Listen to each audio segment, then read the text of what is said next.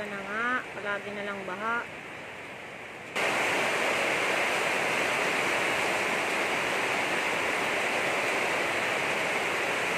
Ayan, ang lakas ng ulan. Ito, may bago na naman bagyo.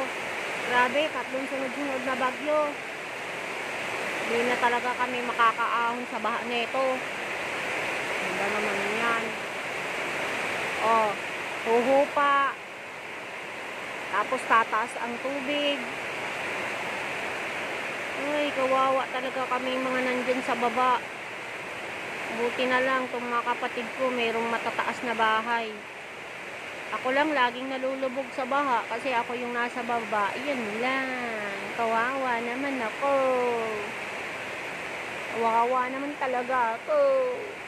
Ayun o, ang taas na naman ng tubig. Sigurado umabot na naman sa sahig yung sahig ko. Sira na naman yung sahig ko. Kapapalit ko lang nun. Nakakainis naman.